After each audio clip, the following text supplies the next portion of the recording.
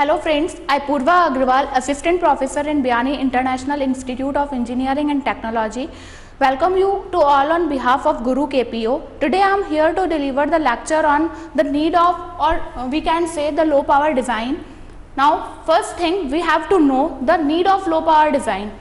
तो हम सबसे पहले ये जानना चाहते हैं कि लो पावर डिज़ाइन टेक्निक की ज़रूरत क्या है।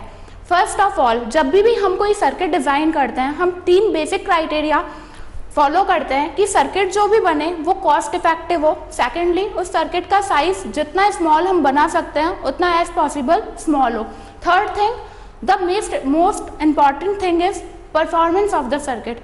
वो जो सर्किट हम बना रहे हैं उसकी performance should be good.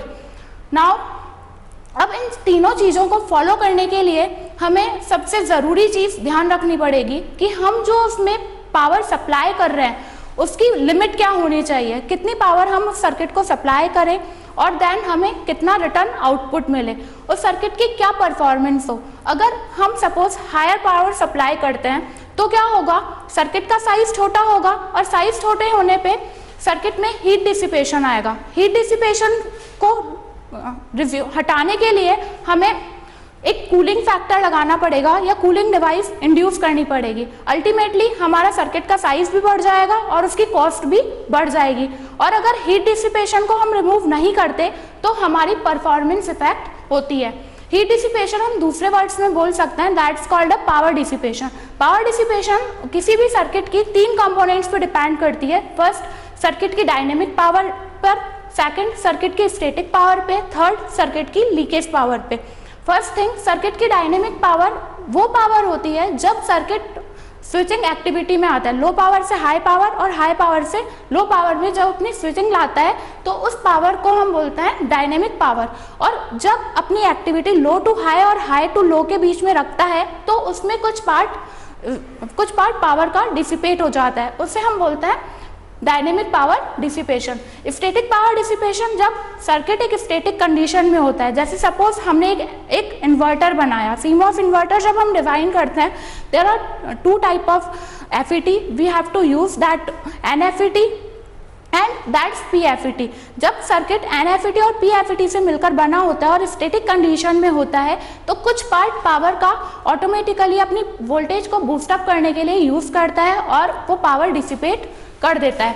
Third thing, leakage power dissipation. Leakage power dissipation पूरी लीकेज पावर डिसिपेशन सर्किट की टेक्नोलॉजी पे डिपेंड करती है। उसमें हमने कितना थ्रीशोल्ड वोल्टेज यूज किया है, उस थ्रीशोल्ड का कैसे higher threshold to lower threshold में अब चेंजिंग हो रहा है, उस पर पूरा डिपेंड होता है और उसी से ही कुछ पार्ट पावर का लीकेज हो जाता है।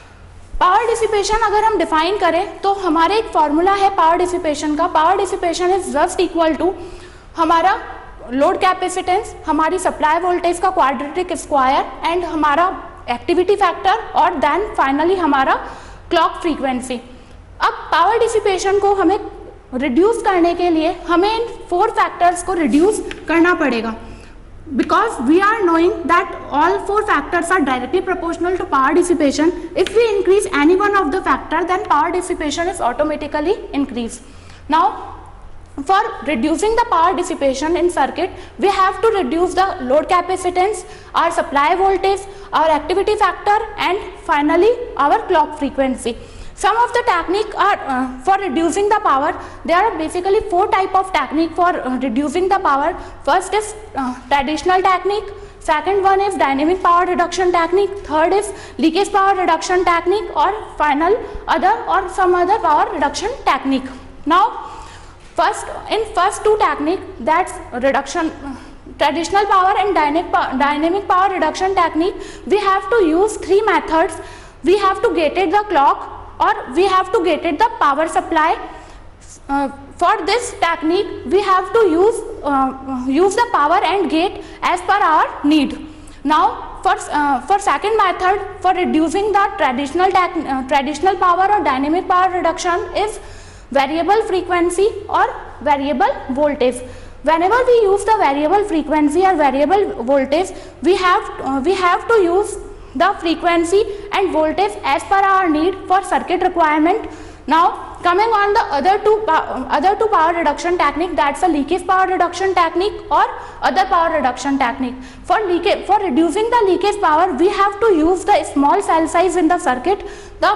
We again have to use the small biasing size in the circuit, and again we use the multi-oxide layers in the circuit, and finally we can reduce the load capacitance by using the custom design in the circuit. Again, the overall method for reducing the power in the circuit, we have to use the variable threshold voltage technique or pipeline approach or another bus technique.